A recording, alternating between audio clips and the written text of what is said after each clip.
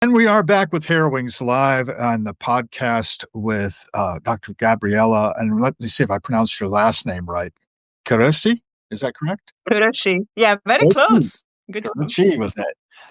I should know that. I had a lot of friends from different countries, Hungary and other areas of this that are not Magyar, but the Slavic languages. And hmm I should know how to pronounce things, but I often flub them. My wife was always telling me about how I mispronounce things. Well, we're going to talk a little bit about, well, your life and what you're doing here. I think you're publishing as well. Is that correct? Absolutely. Yes. So maybe we'll just let you take the microphone and tell us a little bit about what lights you up inside, because that's always interesting. Thank you so much, Hal. And good morning, Wayne and Debbie, for joining. Thank you for joining us today. And my name is Dr. Gabriella Korosi, as Hal mentioned, and I am kind of like a person outside of the box. So I do a lot of different things. Mhm. I got into writing when I was a child. Oh, he's frozen on my end. Ah, camera's going on. Okay. You're back. Okay. Yeah. So we might disconnect because the connection, is not always my friend, but I'm here. Right. So anyway, life happened and I didn't write for a while. And I did my nursing degree in Hungary. And then I moved to the US and I did my nursing, my RN, my A degree, BS masters. I did a lot of professional writing that was, scientific. Okay. And after that, I was working as a nurse for a long time and did some poetry while I was working as a nurse. But the more serious writing started after I felt really strongly. Oh, We keep going in and out. I'm yes. sorry. I don't know how much of that you heard. I heard a lot of it, and the RN, the scientific writing as well. That's very interesting to me because I was a technical writer for years after moving from conservation into that field. But nursing is very interesting as well, and we were talking a little bit before that's sort of something you're moving out of and into the next phase. You're doing a lot of publications as well, right? Of creative writing now. Is that more what we're getting into? Absolutely. Yeah. So I enjoy both type of writing. So I did a lot of scientific writing. And when I was working in addiction, I really felt like the stories of the people have to be told, but also not just the stories of the people who are struggling with addiction, but the family members, the nurses, the social workers. I wanted to create a whole picture. So my first book, Addiction Uncovered, was about me interviewing over 50 people, including people in my family and myself, my experiences as my family members. Some of them went through addiction. And I just felt that was really beautiful to sit and listen to these stories. And I worked in that book from 2013 to 2019. When I finished my PhD, I had time between looking for jobs to finish that book. And that book really started my writing career and my publishing career. Up to now I think I published 16 books. Wow. And some of them I published myself, but I have done a lot of collaboration after I started my publication, Dancing Elephant Press, that I figured out how to publish, and I've seen a lot of writers struggling with that and getting their name out there as an author. That's me. That's a separate conversation about that. Right. I'm happy to help you too.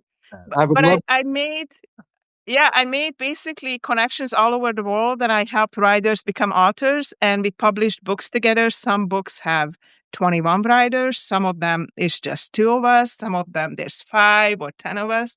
So I just build connections around the world. Literally, almost every country I can go and visit one of my writers. That's so. So I just I just love that. And I love talking to people and creating these videos and build connections. And yeah, that's my true love. Nursing, I'm a little burned out. Well, you mentioned that earlier. I'm glad you're willing to say it out loud because I thought I get burned out in our careers. Me, I was an enterprise architect doing different contracts with the federal government for years. And then the Yeah. TSA one sort of dropped out from under me. And my father had died. And my mother had gone into assisted living after a bad fall on the stairs in their home that they had been in for 47 years.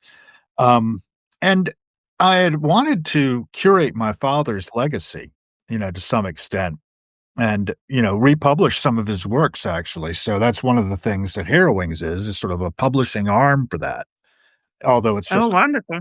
right. Um, among other things, my father was writing a lot of articles, and I think they should be bundled up and book published one of these days. I Um, would be very happy to help you with that. I think it would be a very interesting project because so many of them are, Yeah. and some of them need some rewriting, some editing, some Mhm. improvement. Though the editor of the Colonial Williamsburg Journal was quite good. My father was a consulting editor. He sort of do the fact check Mhm. for Wayne. Oh gosh, I'm going to forget Wayne's name now. But anyway, the fellow was responsible for the concept of the Smithsonian Magazine before coming to the Colonial Mhm. Williamsburg Journal Oh, and nice. starting to work on that area. And it was just a really interesting life that they led there. Preserving historic trades is a big part of it. There, some of the Oh, Coopers. nice. I love that. My friend Jim up here is straight from one of the breweries over in England, in London, where he traditionally apprenticed as a cooper for making different casks of different forms, and then came to Williamsburg to preserve the 18th century trade with his brother George.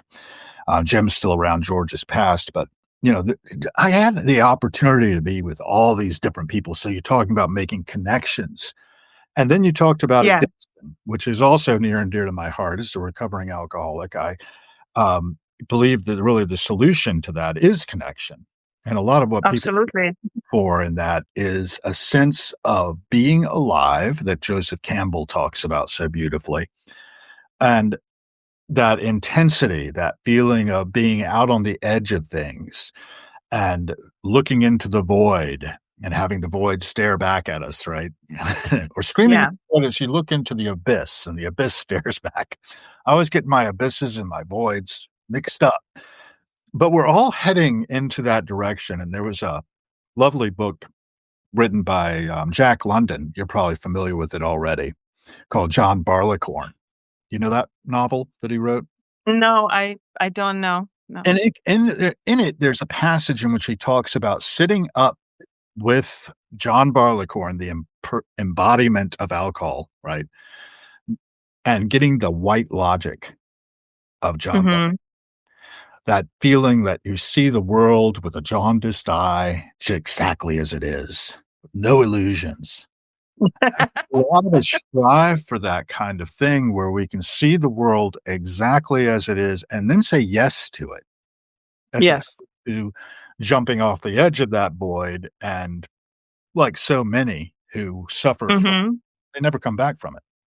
It's Yeah. killing so many people with, the drugs that we have here as well, OxyContin.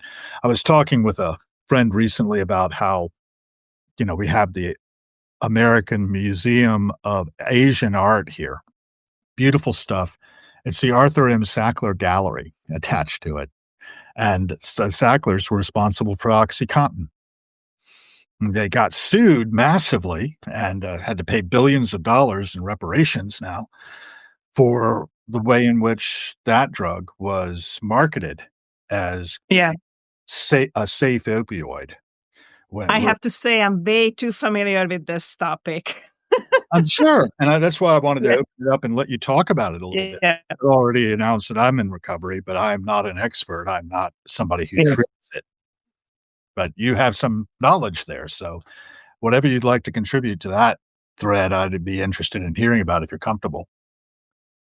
Well, I can talk about addiction forever as I have been an addiction nurse, inpatient, outpatient, and as from a public health perspective, and as from my family. The In my addiction book, how I look at addiction is looking at a hummingbird.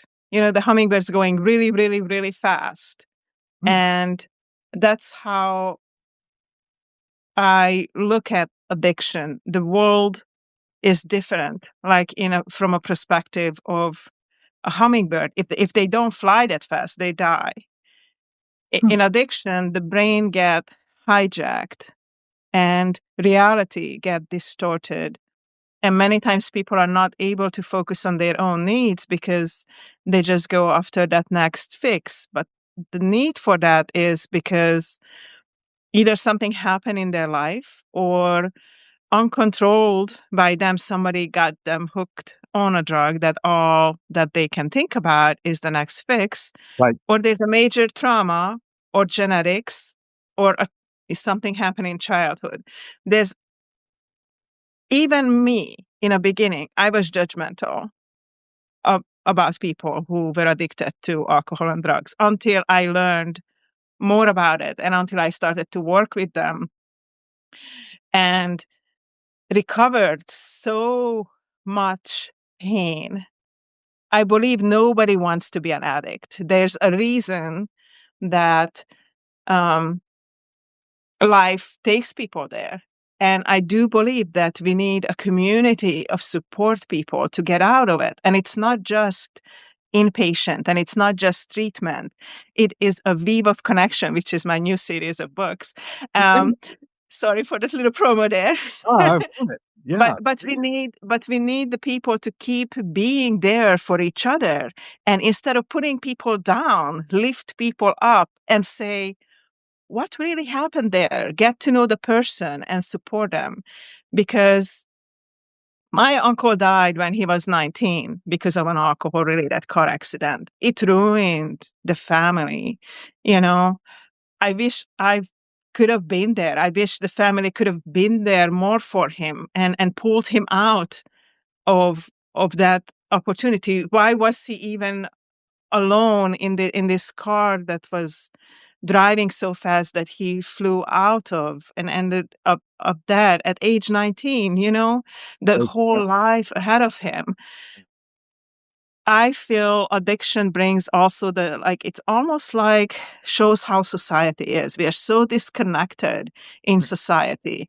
And if we can connect in society and embrace each other and show love and kindness and support for each other, I believe the stress, the anxiety, the depression, which are symptoms, and people go into addiction because of loneliness, because of pain that they can't share and don't have the support and the coping skills and the emotional regulation and all those things to help with that, you know?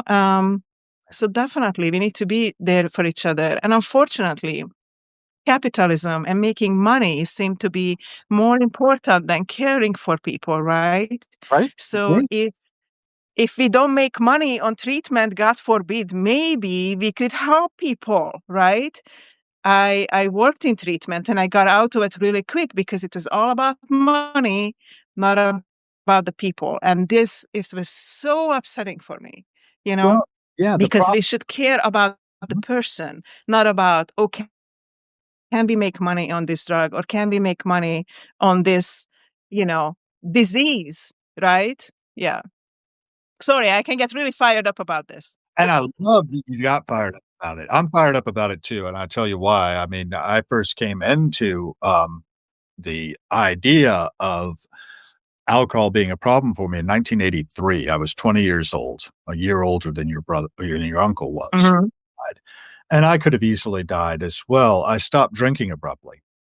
I've been drinking pretty much every day for, well, at least that whole summer, and I had some great, Mhm. experiences with alcohol that way, and that was my main thing was alcohol. It was hard to get the other stuff, but I would do other things on occasion, but never the opioids, thank God. But I'm sure I would have been sucked into that just as easily. Let me just tell a little bit of my story backwards. this little symbol up here is for the Colonial Williamsburg Fife and Drum Corps. At 11, I joined that organization, and it was 1974. And you know what our culture was like in 1974.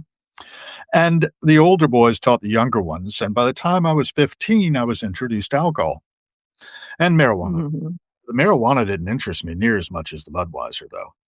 And I would get it whenever I could after that. And by the time I was 20, I could get it all the time because the laws were such. Mhm. Drank pretty much at the age of 18 at that point. They moved it to 21 for the hard stuff. But anyway, didn't matter. I was going to be able to get it anyway because people didn't think it was a big deal. Now, the World Yeah. Health Organization has recently come out with a statement of the safe amount of alcohol for human consumption being, guess what? None at all. 0. Yes. And I think that's largely It's based on because it's carcinogenic. because it's a carcinogenic, and that's many people, they don't know that. Yeah. Right. And why don't they know it? Well, probably because people are suppressing it. There's an industry behind it, the making money. Money. That. Money. And that's in the treatment facilities too. So what happened to me though at 20 was I stopped drinking abruptly and I stopped sleeping as a result. As you may know, that a lot of times when people who are chronic alcoholics stop drinking, their GABA apparently gets all messed up, doesn't come back from vacation to, shut down the neural impulses and allow you to sleep. And I was kind of fascinated. So I kept a record of it and I slept in cat naps and had about 30 hours of sleep over 30 days.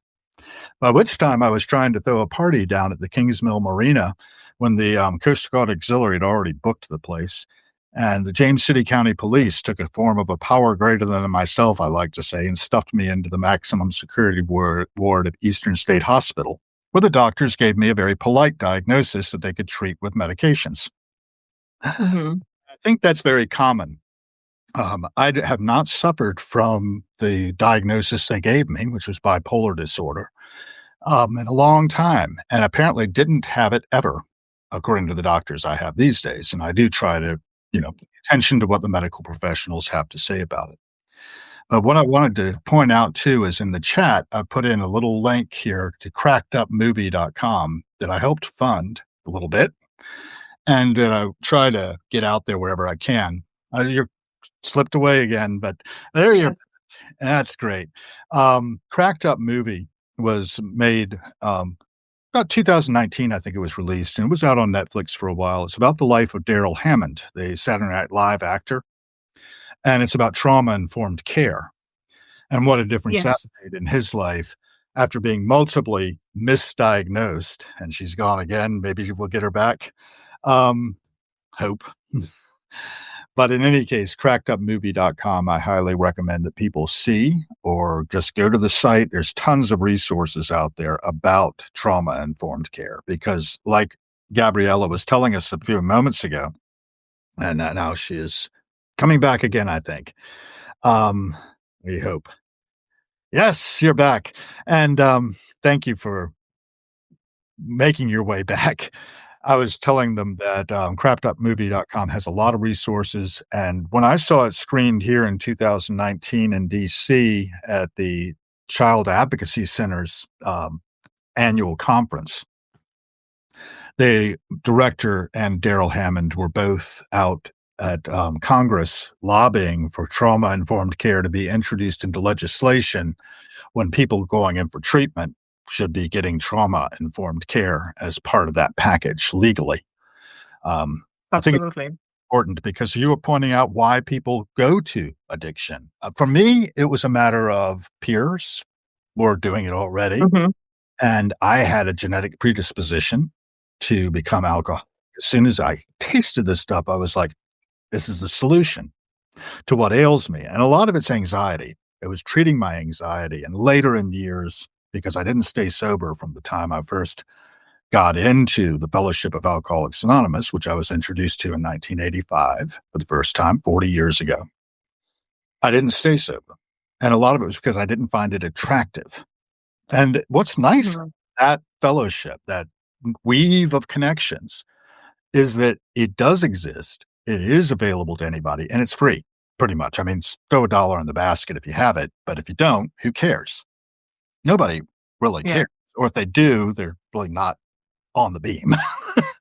So I don't know. I have a lot of different perspectives. I've had a lot of experience on this. And as a sufferer, not so much as a person who is trying to um, do the recovery thing in terms of, detoxes. But aside from, coming in with my service sponsor to the St.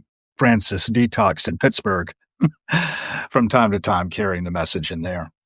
I do think it's worth talking about. I don't talk about it a lot. I think this is the first time I've really talked about it on a podcast to any great extent. Lovely to see a heart fly up there. Thank you for that. And Gabriella, let me give you the microphone back to you now that your internet's a little more stable, and take it from the wherever. You're frozen. I just see your picture. So, can you tell me a little bit more your perspective? Yeah, and I just want to acknowledge Phyllis, who is a dear friend, said this is so important for people during the pressure of the holidays. Thank you. We shared the recording. Phyllis, I agree. I think pressure and peer pressure, right? What we talked about community, that the community was not able to support people enough not to have to feel that anxiety that you have to do, because what if you don't? Oh my God, somebody will not like me. Well, who cares, right? Who cares who like you or who doesn't like you? But we do have that pressure in society. And Yep. instead of supporting the genuine you, that you, Gill, you are amazing and beautiful and perfect the way you are, there is this societal pressure that no, you have to do this or you have to do that, or to be perfect.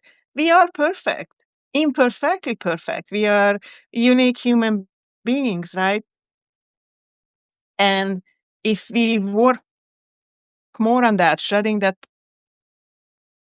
positivity, that kindness, that love toward for each other, um, I think we can achieve more with connection and support than that medications are really helpful. But just throwing a medication at something, or throwing, you know, saying you have to do this to get sober, get to that sober, that's just part of it.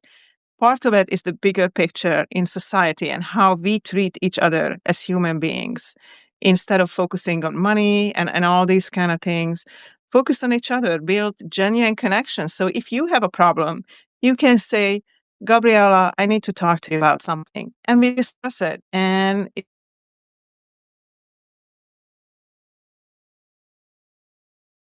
Yes, you're frozen again. So I'm going to pick up the microphone for a moment. I hope that I'm not stepping on what you're saying.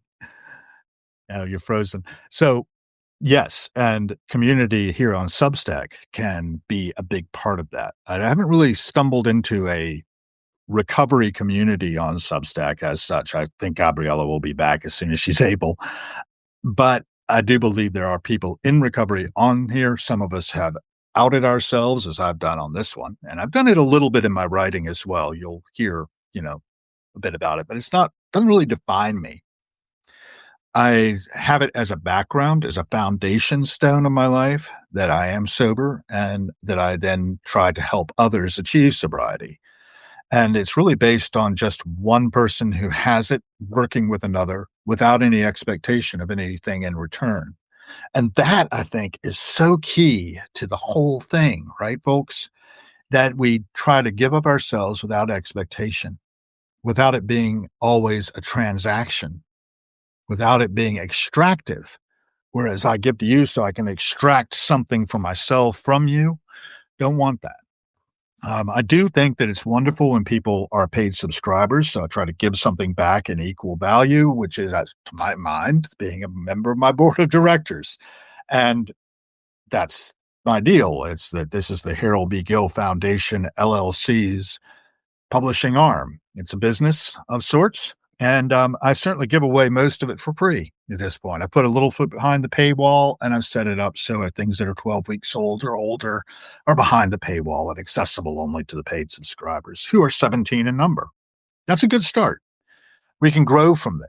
I think everyone has the opportunity to use Substack as a new economic engine for culture generally, but we can also, focus in on different things like this. And I just realized I owe Sunny Triple an invitation. So I'm going to invite you, Sunny. You just logged in, and let me find my button for doing that. Let's see. Sunny, I know you're watching, and I forgot entirely that I owe you a talk. I'm trying to find invite guests. There you are. Let's get you in here. Can you do that, Scummy? Just tell me if you can't. If you can, that'd be great because my guest has dropped and has connection problems. So she'll be back, I expect. But there you go, Sonny. I haven't sent you an invite, I believe. Yeah, we're waiting for you to join. So it would be lovely to have you. I want to talk to you a little bit about what was going on at the 8x10. I did catch Great Gig in the Sky. Somebody recorded it. Sound quality is a little rough from the background noise of the crowd. It's shot from the balcony. You may have seen it already. So I've sent you an invitation to join. And sorry about my forgetfulness. Any case, now set that in the chat too. Anyway, we're not having Sunny back. We're not having Gabriella rejoining yet. Sorry about her internet connection not being all it should be, perhaps, for doing these things, but maybe she'll be back in time. I might send her another invite as well. This is Dr. Gabriella Korosi, who is a nurse as well as a doctor, and particularly in healthcare areas, and has been talking a lot about the recovery community and how the need for connection is there. I don't know how involved she is with the traditional 12-step programs that are out there, but many of people are. And if you are and want to join in and converse with me about these things, I'll send you an invitation, Gabriella. Why is that not working? Whoops, that's not what I need to do it in. I need to do it over here. I'll send her another invite. She may not be able to get in because she needed another invite. That's always possible. That can be frustrating, right? But, Harrowings can be harrowing just to try to run it and have everybody join in. So, Sunny, you've got an invite. Gabriella Korosi has an invite. And we're waiting and we're seeing if anybody else can join. But it's not all that bad to have a short one. Does anybody have anything you want to contribute besides peace, love, and meta, which I love? Love is meta, loving kindness. Peace and meta, the bathrobe guy usually offers us. Just throw it in the chat if you have an interest in joining the conversation. I can go on, and I often do. Actually, one of the books I picked up is actually a very nice Taschen book by, the name is Kikan Masara. It's on the 12 steps, and it's beautifully illustrated, as many of these Taschen books are. Here we have somebody. Gabriella is back. Thank you for rejoining. I went into my computer because for some reason my phone decided that it's not going to work. And Sunny managed to get in too. I want to introduce Sunny Triple, my vocal coach, who I work with regularly. And, that was a brief process of working through things, is to sing. So, Sunny, welcome. Hello. Is out on the left coast. Oregon, is it, or Washington State? Where are you, Gabriella? I forget. I am in Oregon, Astoria, Oregon. Astoria, Oregon. Okay, great. Oh. We have an Oregon connection out there too. I don't think I've had you, Sunny, over on KSKQ radio, but down in Ashland, Oregon. I don't know where that is relative to Astoria, but it's down in the Rogue Valley in southern Oregon. There's a little radio station down there I tune into quite often on Fridays and on Mondays with this morning show by Holly Lloyd Adams. I got connected to that through David Gantz, who's also been a guest here with Sunny. Sunny and I both tag team David Gantz, who hosts the Grateful Dead Hour since like 1984. And I'm rather fond of King Crimson, as you may have noticed. It's on my T-shirt here. So Sonny and I have worked through a lot of King Crimson. Yeah. So get through grief processing. And yeah, my wife finds King Crimson gives her grief whenever I have it on. It's an acquired taste. So we were talking about addiction and we were talking about recovery and we were talking about community and connection. And those were the topics. So, Gabriella, now that you're back, let me give you the microphone again while you're still connected.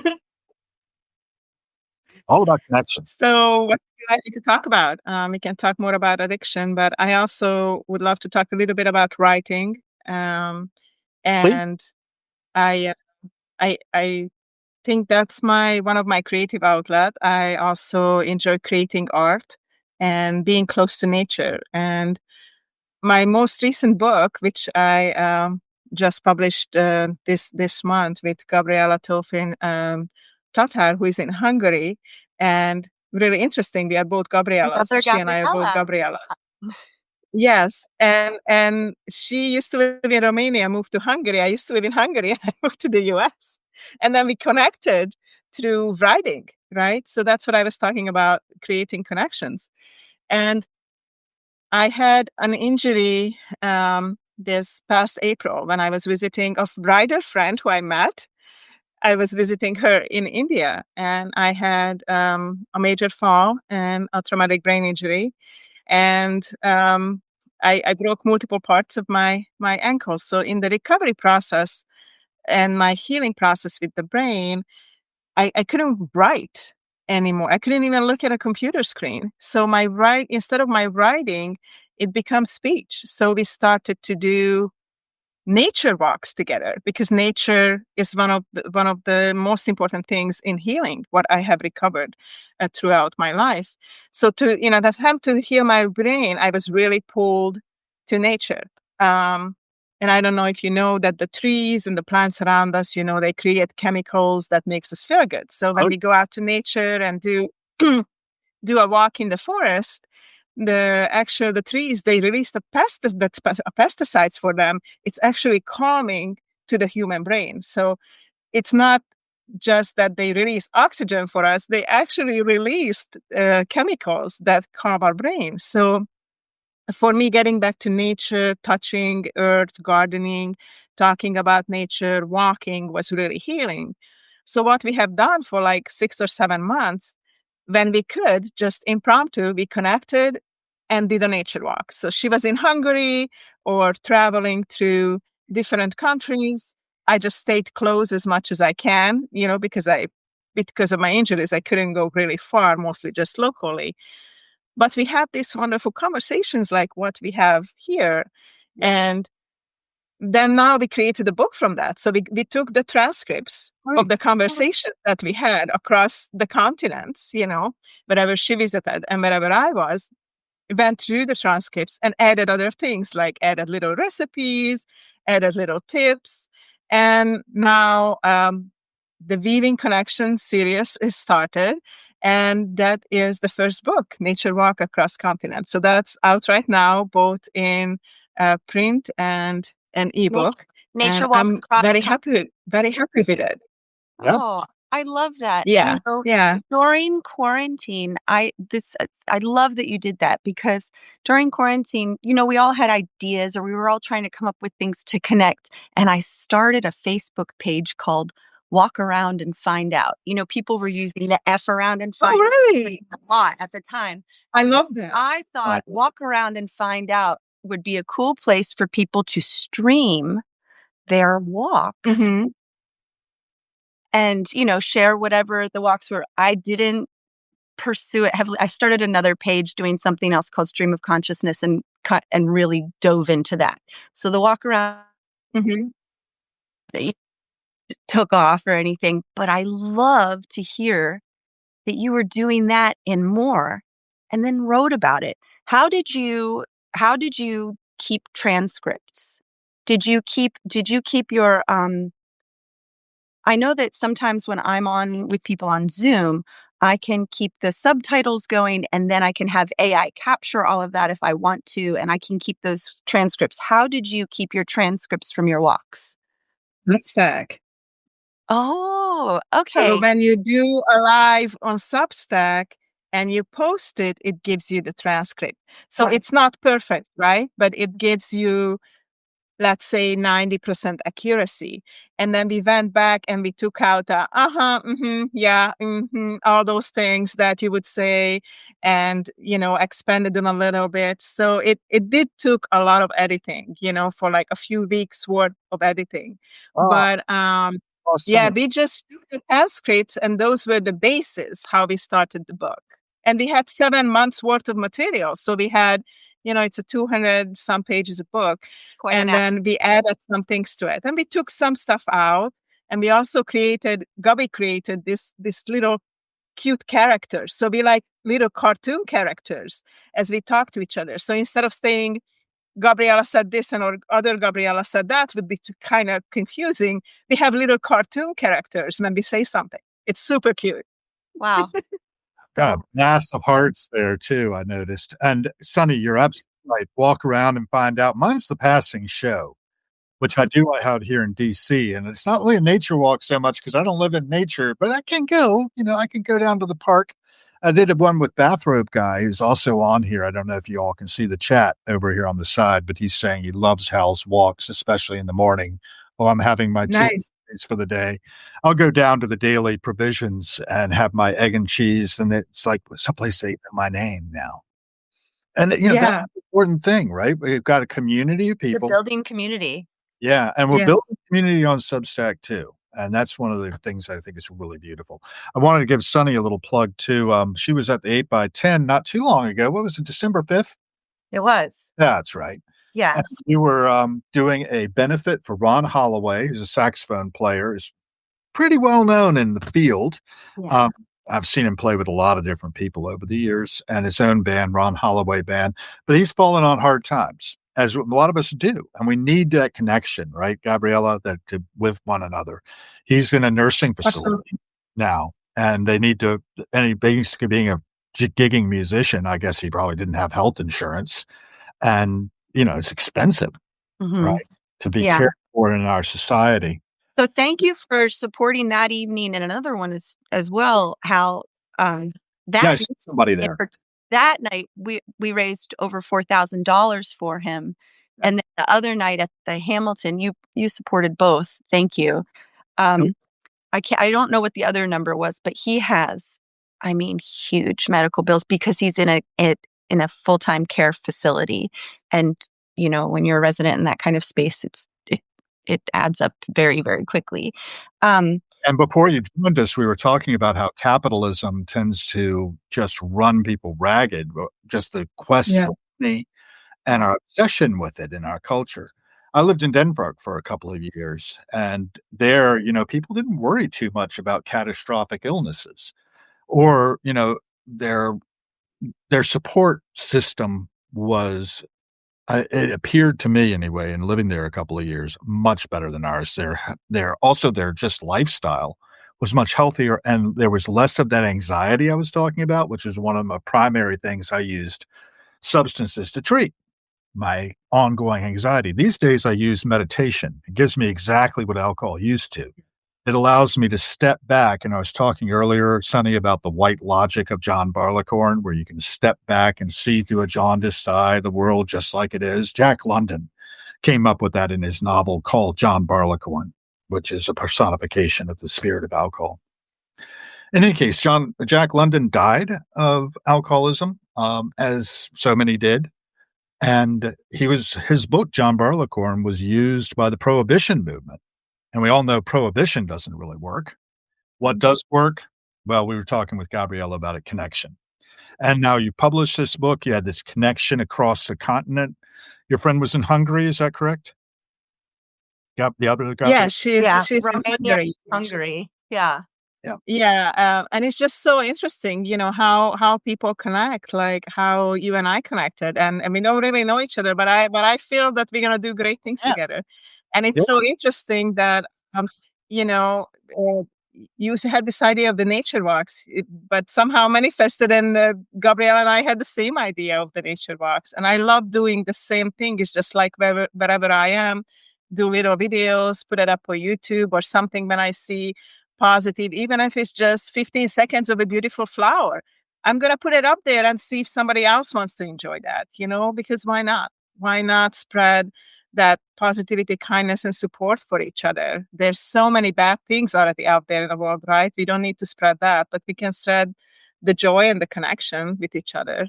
So, right. I want to bring up that thing about the trees too. And that a lot of them are connected by fungi, right? The yes. mycelia of the fungi underneath the surface. Are you familiar with the work of Paul Stamets?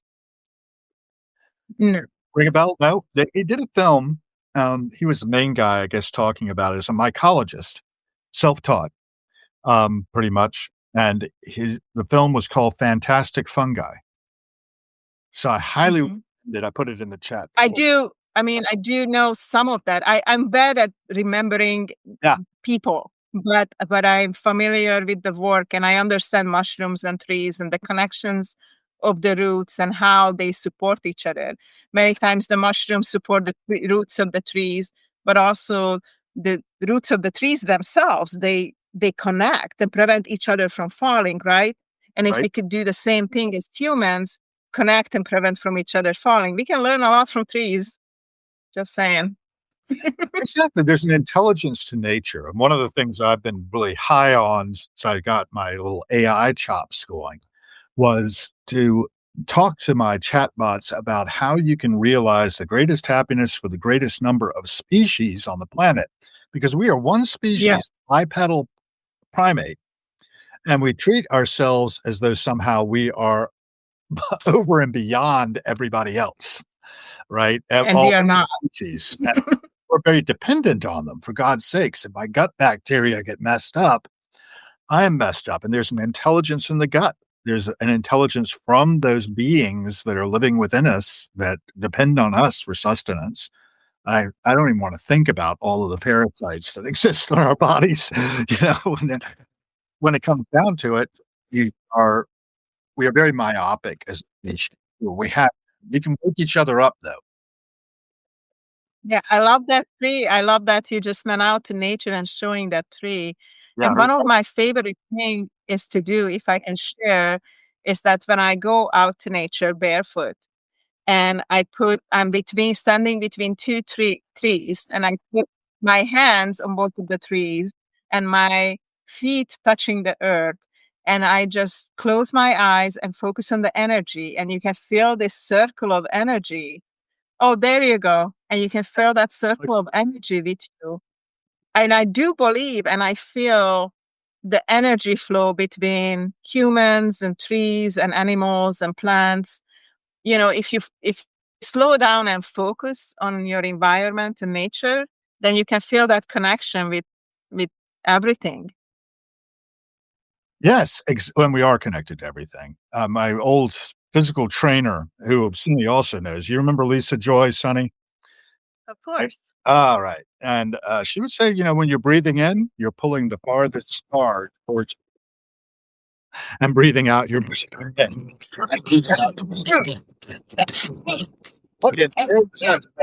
There's a helicopter. Yeah. Black ops. In my neighborhood, you really have that. I live in Washington, D.C., down the trenches, and I get those helicopters over top of me all the time. I'm near the Potomac River, and they fly by way of it, to get back and forth from D.C. to Pentagon, to the golf courses of Loudoun County is usually what that route is all about. My wife was just telling me there's something up about the municipal golf courses in D.C. coming under the control of the executive branch. I don't want to go there. But I like to be where there's like the hub of activity. I lived in Copenhagen, Denmark for a couple of years down not too far from the city center. It was lovely in some ways because you would see the prime minister something or other come out say no comment to the reporters, hop on their bicycle and pedal off into the night. A totally different ethos than what we have over here where I get motorcades streaming by. Let's get back to your nature and let's get back to connection. And what else is going on your side, Gabriella? You're my guest here, primary, and Sunny is somebody I'm standing up from an appointment I had with her at noon that I forgot about. But I I'm love here. I that, love this. like I had to get out of my phone, so I couldn't go out to nature to touch a tree and do that. But Sunny did that, so thank you so much for that because the connection is not always great here in the Pacific Northwest with all the cloud and all the rain coverage and all that. I just I moved just here love in October, nature. and I didn't have too much nature before that. So to hear Okay. your background talk about something that you're a doctor, you're a nurse, you have all of this these things that you've studied about wellness, right? And Yeah. recovery. And to then put in action for yourself something to connect, to reach out is the first part of connection, to connect, to reach out and connect with one other person, and then take that and, as Hal calls it, then amplify that, Mm-hmm. amplify that healing, that opportunity for people to see the example, uh, read about your experience, to connect. It's really uplifting. I love it. Thank When you so when much. when you first met Gabriella, like, what was did you know? Did This is you the first know that time it we're was from a meeting. book? Well, Jessica Ann had posted something. No, I meant when Gabriella met Gabriella. I was asking Oh, Gabriella Gabriella. met But yeah, that makes Gabriella. sense that Okay, you would think I I thought was you meant asking you about me. Gabriella. I Got meant, it. so Easy sorry. mistake to Although make. I'd like to know that also. Sorry. No problem. So we met through writing. We met through writing on Medium and Substack. So, and then she became an editor in my publication, Dancing Elephant Press. So that's how we met, that we wrote together. And that's how most of the people who I build connections with, I meet people here too, and across the world when you travel and things like that. But the deepest connections in the last 5 years that I had is people who I met as writers because we wrote together. We read each other's stories, and then people who you resonate with, then you connect with them and start to have some lives and Zooms and Google Meets, and I also created a women's group and all those things. And then we were just talking one day and said, we both love nature and we both love nature walks, and we felt like that was really healing. And just as an impromptu session, let's try it out. Let's try it out right now. Let's do Substack Live and see how it works. And we just went online and started it. Like, it was not planned. It was an unplanned thing again. And people joined and had fun. So we just kept going. Yeah. Can I ask you specifically if at that point you had a schedule? Did you time block it? Did you have a scheduled walk with her, a regular Nope. walk, or did you just do it when, hey, are you available? Let's do it now. Yep, It was kind of exactly. winging It it. was all the time. We originally were going to do it every week, and then life happened. So when we had time, and there's a 9-hour difference between here and Hungary too, right? And then she has 3 boys, and I work and all those kind of things. Not anymore, but then I did. But, so we just did when we could. When we had 10 minutes or 15 minutes to go out to nature, we did. Well, for years during quarantine, I had 2 guys that I did live streams with. That was the other thing that I really poured myself into. And we did not have the schedule, but we wanted to do it all of the time.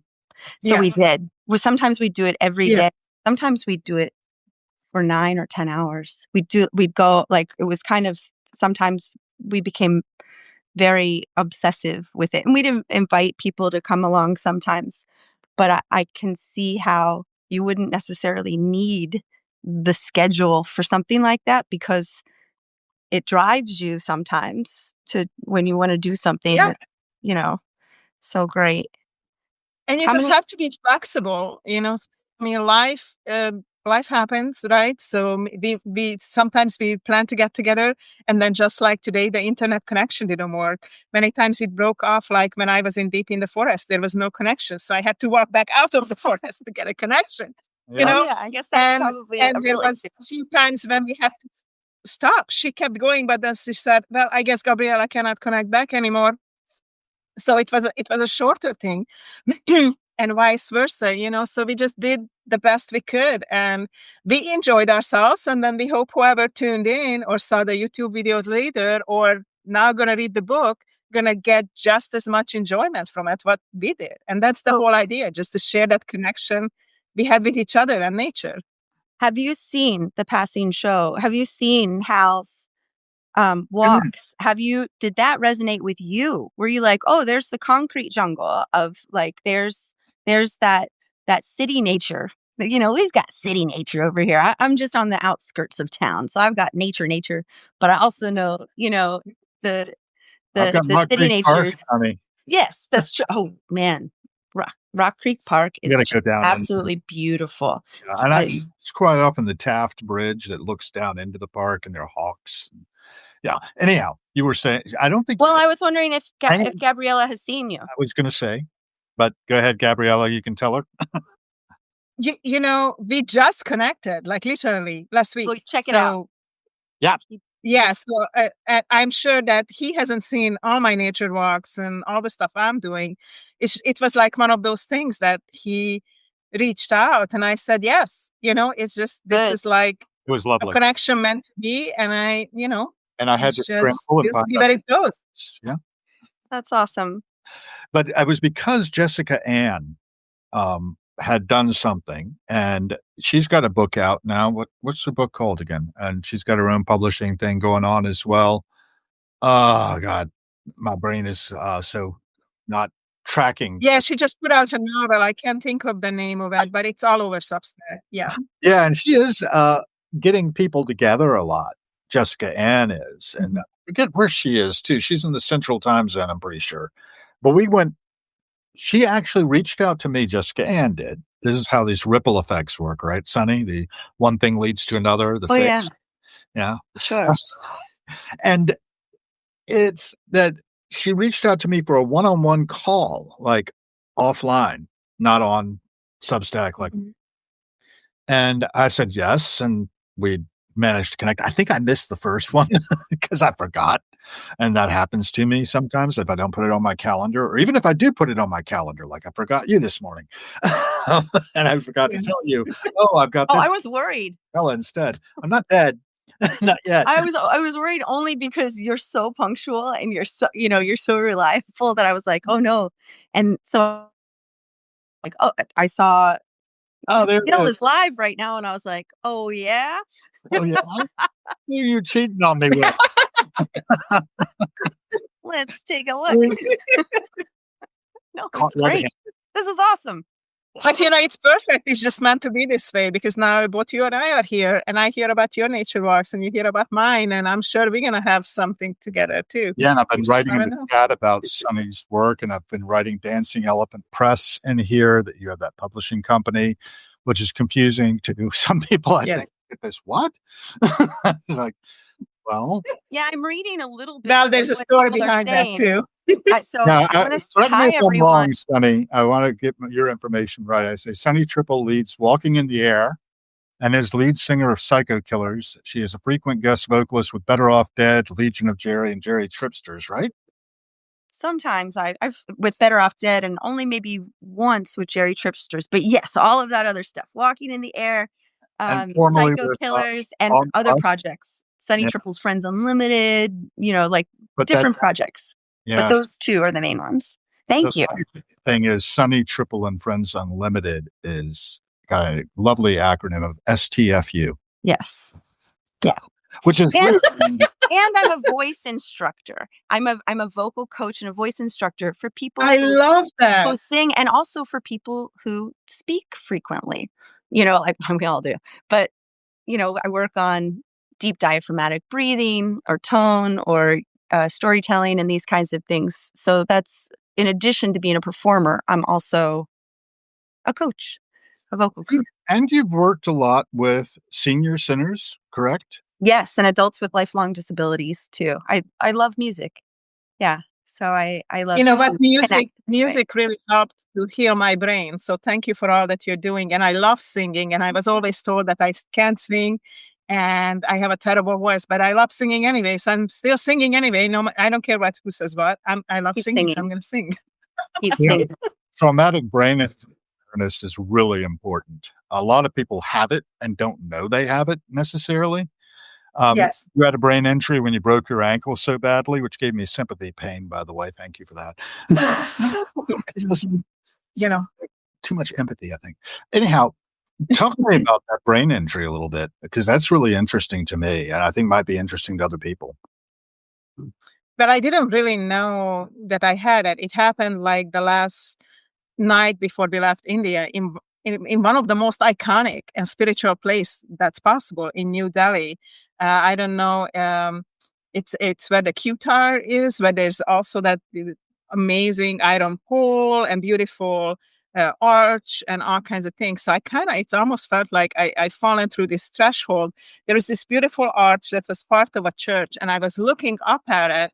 It was at night because they had intricate carvings, and I was taking a step and did not see that they were steps down. I taken a step and went down like within a second.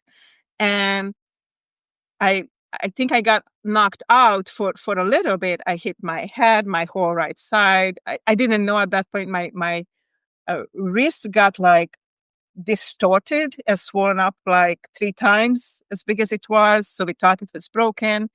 And then I didn't even know or comprehend what was going on in my body because there was just so much pain. So we didn't even know that my ankle had multiple issues until much later because my brain was not fully with it, right? And I get hauled off by a wheelchair. I got like emergency care right there by people, and then I got hauled off in a wheelchair, and they took me to emergency room where they done all these things, but I was not able to fully comprehend them, what was going on. I was just trying to be, my spouse who was with me, just stay awake, stay awake, stay awake, stay awake, and I literally thought that I died. I thought that I died right there under Wow. that arch. And I still feel like part of me, which is a book I'm working on, it's going to be a part of the Leading Connection. I feel like part of me, it's almost like a shell of me, is still there. It stayed there in India. It's almost like when you shed a skin, like part of me is there. I can feel that part of me. That part of me is gone because I'm forever changed since then. For months, I had no emotions. I couldn't do much. I just slept and went through occupational therapy. So I started music therapy that they modulate the music specifically to create new connections in your brain. And I didn't know what was going to happen. So I had to kind of like rebuild my life. And in the beginning, I was just like, okay, sleep, eat, go to the bathroom, take a shower, those type of things. And then go out to nature, and do that. And then I started to things to make with the hands. The occupational therapist said the more things you make with the hands, it's going to make you feel better. Do the things that you enjoy and that will help you to rebuild your brain. So I started to make paper. Nothing else made sense in the world. I started to make paper. So I put pieces of paper together and created paper Sometimes when I from think about scraps. Oregon, I think that's what people in Oregon do. Go on. I think Oregon's so artsy. I just think it's so artsy. I'm on the East Coast, but I didn't mean to interrupt. But I'm going to just made show me you. smile when you said it. I made paper. That's awesome. Yeah, cool. I love it. That's very. I just made all kinds of little papers, different colors. I built screens, and nothing else made sense at that point. Just to walk in nature, make paper, create art. So I painted, I made paper, I created art, and slowly I was able to start to look at the screen again. I was able to have conversations and, came back to this world. Yes. For a long time as well. And this is still not perfect. I had no emotions at all. Like could not have sadness. I could not have happiness. I could not have excitement. I felt like a mini psychopath, honestly. And I didn't know if I'm ever going to be able to love, if I'm ever going to be able to feel anything again. Yes. And my understanding from what I was told from my occupational therapist, it's the brain protecting itself from the extremes so it can heal. So I have now emotions sometimes, and sometimes I get like a whole bunch of them, and I don't know what happens. All of a sudden, I'm just super sad, and I don't know why, and start crying for no apparent reason. That is still the post-concussion and brain injury symptom. So, Yep. yeah, it was really traumatic. I'm still learning. It's still evolving. It's still changing. Right now, it impacted my writing because I cannot just sit down and type and write. So I speak the words, and that's how the nature book came about, because we just The transcripts. talking is easier, being on the screen is easier than sitting down and typing. And then I use my transcripts when I speak. So I go out in the morning and I say the words that come to me and I record them, and then I transcribe them or put them on Substack as an audio. Then it transcribes it for me and I just edit it. And then I put that out as a blog on Medium, for example, or on Substack, or, it automatically transfers to YouTube. So my writing now is mostly voice dictating, or I write something for a specific prompt on paper. But before I could just write for hours, no problem. Now my brain doesn't allow me to do that. As well as I cannot do Sudoku that I used to love to do. I cannot do Sudoku, but I can talk for hours, Yeah. so we just do the best we can. Yeah, and what I wanted to talk about there, because you reminded me of so many things about traumatic brain injury, and I want the traumatic brain injury awareness to be there. I have a friend here in DC who has it. I think Sonny had to split. It's 1:00, and quite often. I was checking, and I do have to go, And man. I also have something coming up, but I did put the guy off a little bit. I just sent him a text to say, "Hey, I'm running over." But about traumatic brain injury, and traumatic things happening to us generally, it reminded me of Andy Warhol's the shooting of Andy Warhol. I don't know if you ever heard about his, the assassination attempt in '68 where he was shot by Valerie Solanas, but he felt that he had died, and he was seeing on the news the murder of RFK in Los Angeles that had happened, and getting confused with whether or not it would happen to him, and it was about his death. And for a long time, he felt he had died. And indeed, I think a part of him did. And what did he do? Work. The factory, making art. And he continued doing that up until he died. Making things, yes. Surgery, sequelae. Yeah, but making things. And he was like driven by that so much. I worked at the Andy Warhol Museum for a while, sort of peripherally. I was in the Carnegie Museum of Art's conservation section, and we took care of the collection at the Andy Warhol Museum as well at those days. Now they have their own conservation section. I've seen, makes me jealous. Want to go back and work there, but maybe someday. Who knows? You'd be an asset.